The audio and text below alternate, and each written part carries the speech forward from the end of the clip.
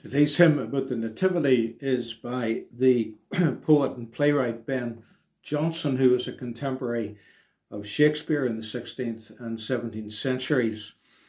And his renown and influence as a poet was probably as great as Shakespeare's in his day, although Shakespeare has been the more famed throughout the following centuries.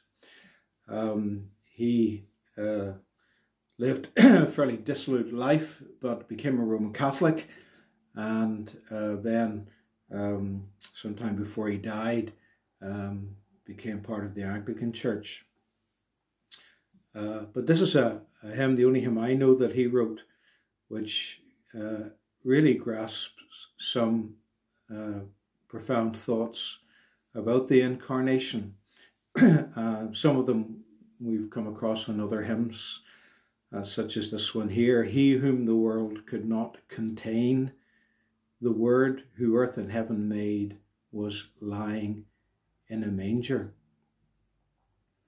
But it's the third verse really that has struck me so powerfully, because it says in just about 3 lines, or 3 to 6 lines, something that is at the heart of the Incarnation and of the Trinity, that the Father and Son in their individual personhood had made this agreement, or what's called the covenant of redemption, between them. The Father willed, as it were, for the Son to become man and to be born, to live and to die for sinners.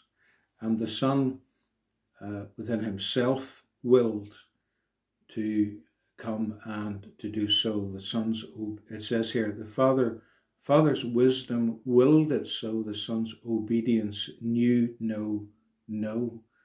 The Son, in complete agreement with the will of the Father, of his will, humbled himself to come down and by the power of the Spirit to be conceived within Mary's womb.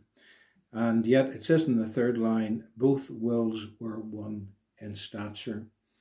So the will of the Father, the will of the Son were one co-equal will. The Son was not subordinate to the Father in this, but with one eternal, divine, co-equal will, each in his own person willed his role in this. The Father willing for the Son to come, the Son willing to come in the Father's plan.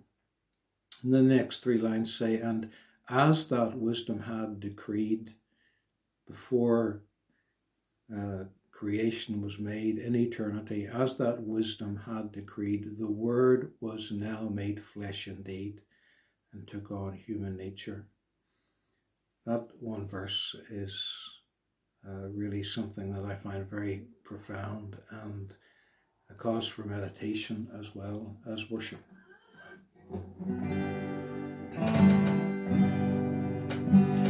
I sing about the birth that night, the author of life and light, that angel choirs sounded, and shepherds who in darkness lay and saw the light. Though afraid, they searched and truly found it.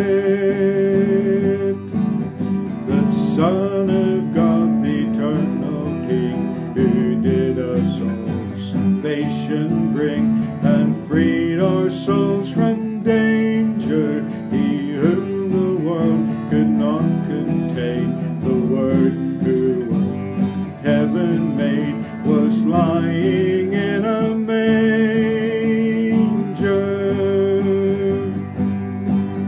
The Father's wisdom willed it so, the Son's obedience knew no.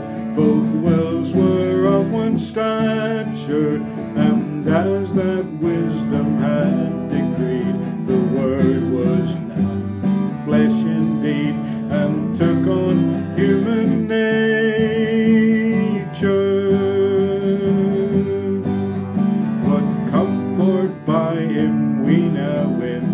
made himself the price of sin, to make us heirs of glory. See now this babe of